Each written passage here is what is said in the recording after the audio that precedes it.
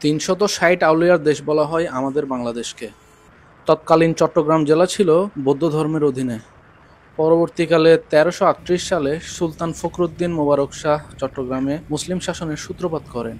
সেই সময়ে আরব দেশে সমুদ্রপথে চট্টগ্রামের সাথে যোগাযোগ সহজ হওয়ায় চট্টগ্রামে অনেক আউলিয়া কেরামের আগমন ঘটে। হযরত মুহাম্মদ সাল্লাল্লাহু আলাইহি ওয়াসাল্লাম কর্তৃক ইসলাম ধর্মে প্রচারিত এবং প্রতিষ্ঠিত হওয়ার পর সাহাবী, পীর আউলিয়া, ফকির দরবেশগণ সারা পৃথিবী থেকে ইসলাম প্রচার ও প্রতিষ্ঠিত করে। সুদূর আরব দেশ থেকে চট্টগ্রামে আগত পীর আউলিয়া এবং ফকির দরবেশগণের মধ্যে মহান বুজুর্গ অলি হযরত শাহ মোহসেন আউলিয়া রহমতুল্লাহ আলাইহি অন্যতম। হযরত শাহ মোহসেন আউলিয়া রহমতুল্লাহ আলাইহি ৮৮৬ হিজরিতে জন্মগ্রহণ করেন। তিনি কখন বাংলাদেশে আগমন করেন সেই সম্পর্কে সঠিক কোনো তথ্য পাওয়া যায়নি। তবে তিনি প্রখ্যাত পীরে কামেল হযরত বদর শাহ রহমতুল্লাহ আলাইহি এর সাথে চট্টগ্রামে আগমন করেছেন বলে জনশ্রুতি রয়েছে। হযরত শাহ মোহসেন আউলিয়া রহমতুল্লাহ আলাইহি এর আদি নিবাস ছিল ইয়েমেনে। তিনি ছিলেন হযরত বদর শাহ রহমতুল্লাহ আলাইহি এর সন্তান। এর আগে তার পূর্বপুরুষের বিস্তারিত জানা না গেলেও ইসলামী চিন্তাবিদদের মতে তিনি একজন সম্ভ্রান্ত মুসলিম বংশের সন্তান ছিলেন। তিনি ইয়েমেন থেকে প্রথমে ভারতের গৌড় রাজ্যে আগমন করেন। এই রাজ্যটি তখন ছিল শিক্ষা ও শিল্প সংস্কৃতির কেন্দ্রবিন্দু। গৌড় রাজ্যে কিছুদিন অবস্থান করার পর হযরত শাহ মোহসেন আউলিয়া আলাইহি পানিপথে চট্টগ্রামে আগমন করেন। কথিত আছে তিনি তার বাবা হযরত বদর শাহ রহমতুল্লাহ আলাইহি সহ একসাথে চট্টগ্রাম আগমন করেছিলেন।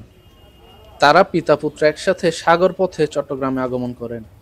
সেই সাগর পথে তাদের বহনকারী কিস্তি বা জাহাজ আর কিছুই নয়, সেটি ছিল তাদের ব্যবহৃত একখণ্ড পাথর, যা বর্তমানে মোহসেন আউলিয়া মাজার শরীফে বিদ্যমান আছে। চট্টগ্রাম এসে কর্ণফুলী নদীর তীরে তিনি অবস্থান করেন এবং সেখানেই তিনি আস্তানা গড়ে তোলেন। এরপর চট্টগ্রামের বিভিন্ন অঞ্চলে তিনি ইসলাম ধর্ম প্রচার শুরু করেন। প্রিয় দর্শক, আজ আমরা যাব পীরে কামেল হযরত শাহ মোহসেন আউলিয়া রহমতুল্লাহ আলাইহি এর মাজার শরীফ আনোয়ারায়। তাহলে চলুন দেরি না করে ব্লগটি শুরু করা যাক। চট্টগ্রাম সিটি কর্পোরেশনের সাবেক মেয়র, বিশিষ্ট ব্যবসায়ী ও শিল্পপতি আলহাজ মোহাম্মদ মঞ্জুর আলম এ মাজারটি পুনর্নির্মাণ করেন।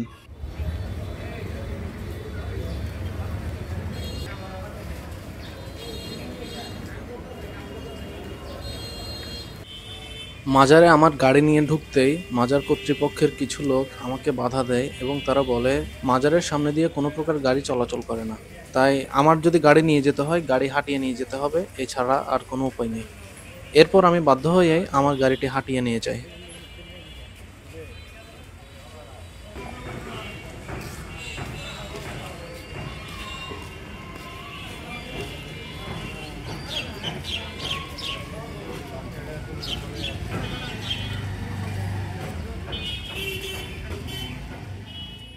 মাজারের পাশে এই জায়গাগুলোতে খাদেমদের পরিবার এবং মুতাওয়াল্লিদের পরিবার থাকে।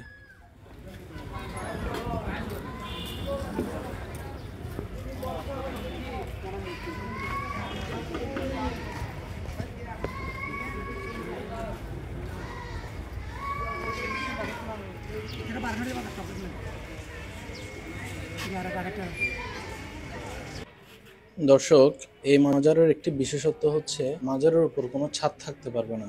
এখানে সেই আদিকাল থেকেই ছন দিয়ে ছাদ দেওয়া হয়েছিল, যা এখনো পর্যন্ত আছে।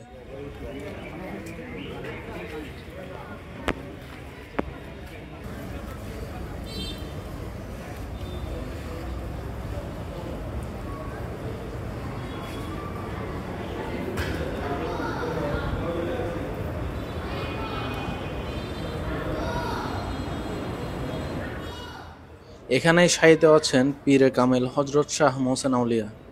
তার কবরের পাশে আরও ৫টি কবর আছে। কথিত আছে এখানে তার পরিবার পরিজনদের কবরও রয়েছে। এর কোনো সুনির্দিষ্ট তথ্য না থাকলেও ইতিহাসবিদদের মতে এখানে তার পরিবার পরিজনদেরই কবর আছে।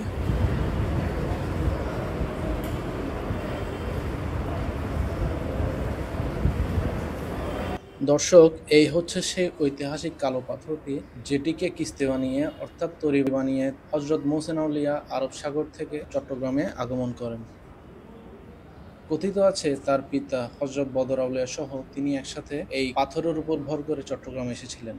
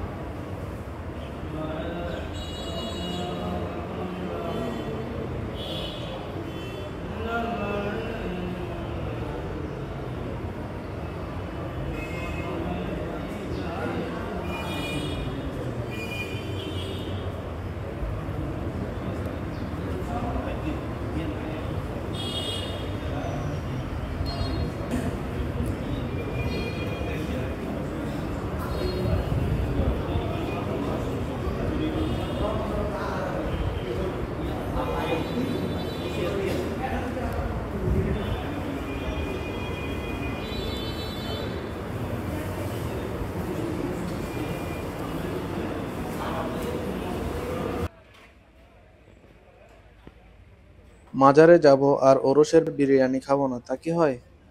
তাই আফসোস না করতে চলে গেলাম মজ্জারটেকে অবস্থিত রিসেন্টলি ভাইরাল হওয়া ওসমানী ওরস বিরিয়ানির দোকানে। মাত্র ১১০ টাকায় সুস্বাদু ওরস বিরিয়ানি খেতে চাইলে আপনিও যেতে পারেন মজ্জারটেকে অবস্থিত এই দোকানে। সাথে চাইলে অর্ডার করতে পারেন গরুর পায়া বা নিহারি। এর মূল্য হচ্ছে মাত্র ১৫০ টাকা। আমি অনেক জায়গায় গরুর নিহারি খেয়েছি, কিন্তু বিশ্বাস করেন এত কম টাকা দিয়ে এত ভালো, এত মজা এবং এত বড় নিহারি আমি কখনোই খাইনি।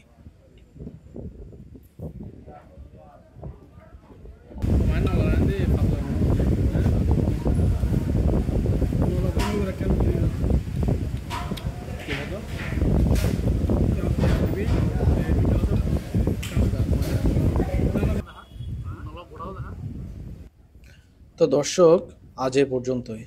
সবাই ভালো থাকুন, সুস্থ থাকুন। আল্লাহ হাফেজ।